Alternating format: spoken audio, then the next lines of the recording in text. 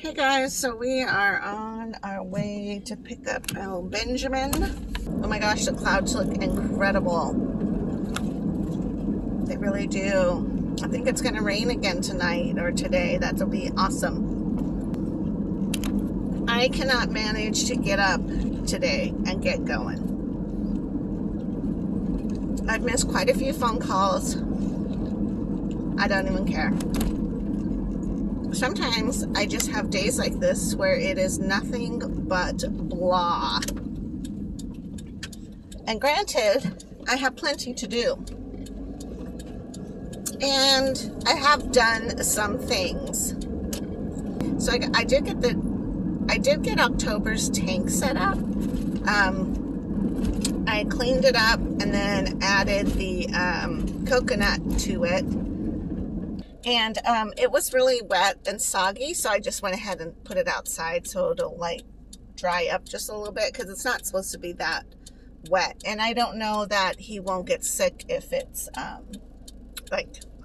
if he's immersed in colder stuff. I don't know. I don't know if you can tell, but there's a spider here, right there. He's so cute. You can see him. Oh, maybe right there.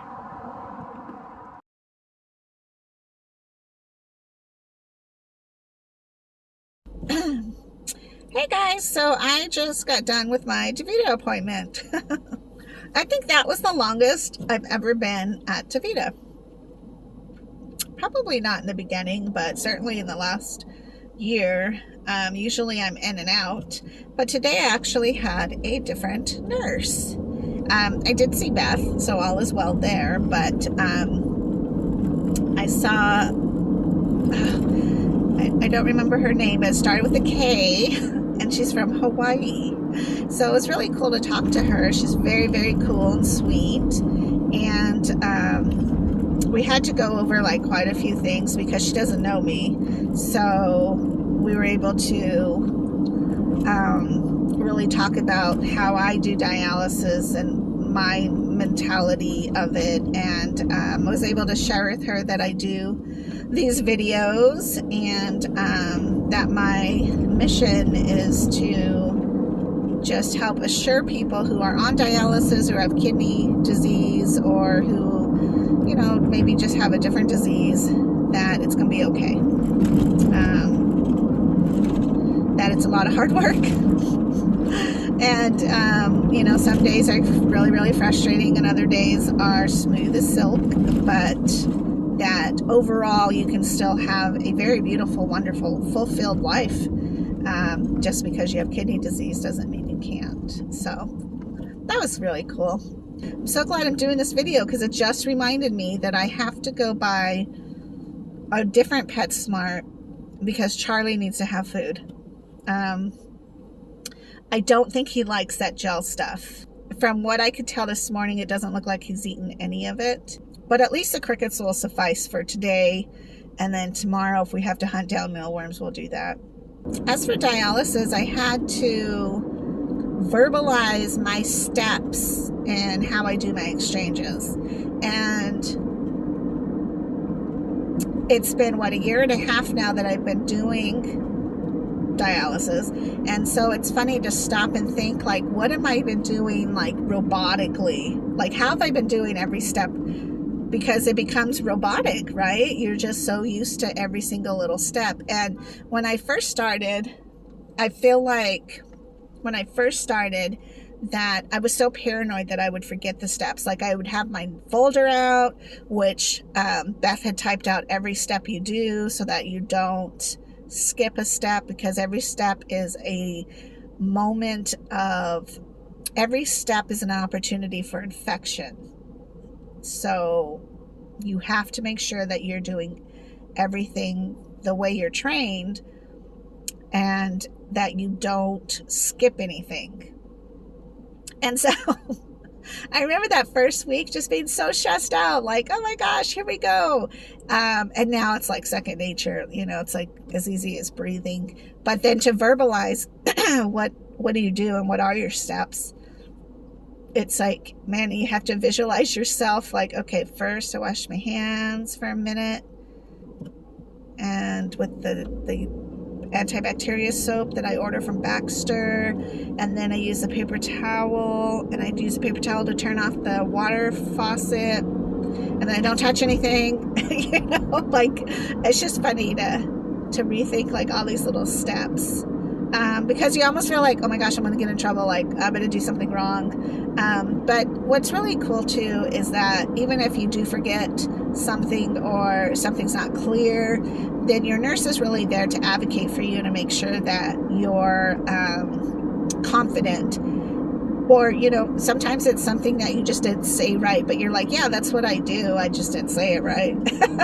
And so that, you know, they're not like, okay, you fail, you're off PD. It's more like, okay, let's just talk about and communicate. And again, I was reminded today about how much, I reminded myself today about how much communication is such key when you are on PD dialysis. It's almost as important as being sterile, because you have to be able to tell your family, your boyfriend, your husband, your girlfriend, your wife, children, anybody, your friends, the boundaries of when you do your exchanges. Like, you have to be able to say, when I am in this room, you don't come in. When I am off on my own, don't bug me.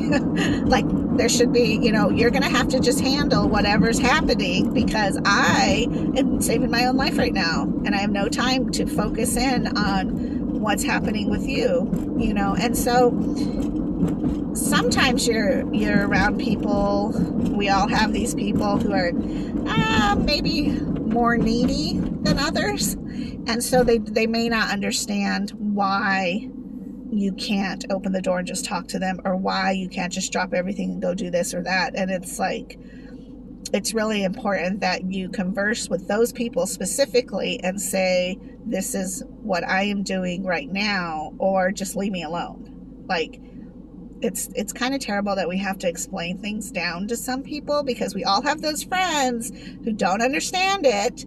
But then for the most part, once you start talking medically, then they're like, oh, it's a medical situation. Okay, I get it. I'm not being ignored or slighted.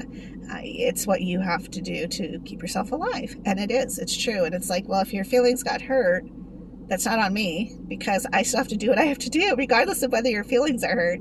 So there's a weird kind of thing that can happen, but hopefully you find a support team that you can build a foundation on, who totally understand. You know, I mean, all my friends are like, hey, can you do such and such during this time? And it's like, sure, you know, but I have to be done by 1, because I have to go do my exchange. Oh yeah, you know, and they're totally chill with it.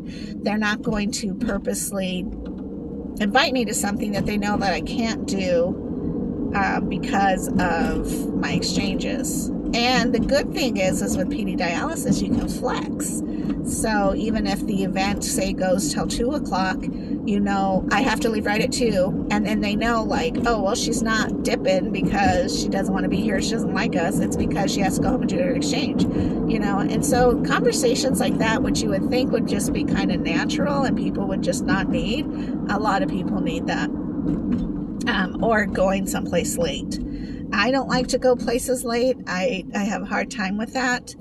And you just have to get over that, because you're like, no, if I do my dialysis right before whatever I'm trying to do, then that means I can stay more time than if I have to go for like an hour and then go home and do an exchange and then possibly come back or possibly not come back, you know. So you have to be able to play around with it a little bit like that, and be able to be like, I'm okay being late. Another thing that's funny is, like, being somebody who's outgoing and likes to be around people and to do things, there are times where I'm just tired. I I've had it. It's enough.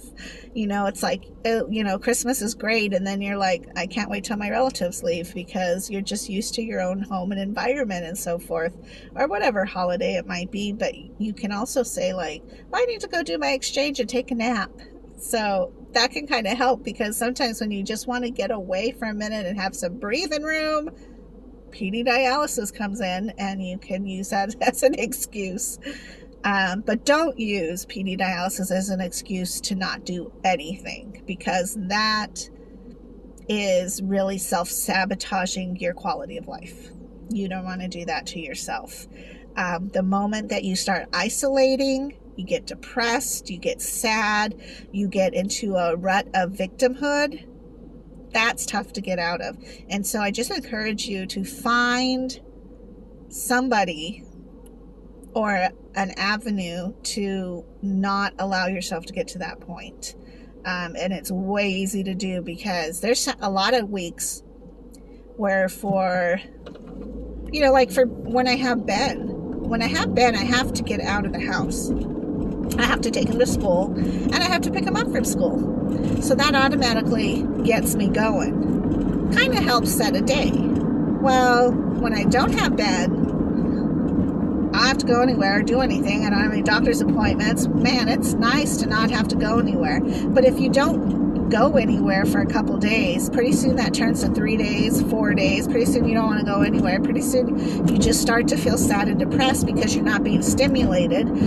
And it's all about you saving your life in your apartment, and now you have this disease, and it's crippling. And to see how you go into this weird spiral, well, it's natural and normal to go into that spiral. But what you need to have is somebody who says, hey, you know what, every, Thursday, let's go have breakfast, or let's go have a cup of coffee, or there's a women's group you could join, maybe a crochet group you could join, a senior citizen group you could join, a phone call every Friday at 4, I don't know, something that will keep you stimulated, because it's real easy to pull back. And especially if you're an introvert and you like those quiet at home times, then it's especially really great to pull back and just kind of have your own chill. But just make sure that your own chill time isn't mentally sabotage and depressed time. So maybe that's all I'm saying. All right. Well, I'm going to let you go. Again, if you want to talk about kidney health or disease, or anything else really, then you can always contact me on Facebook Messenger. You guys have a good day, and I will hopefully talk to you soon if this traffic can ever get me back to my place. All right. Have a good day. Bye-bye.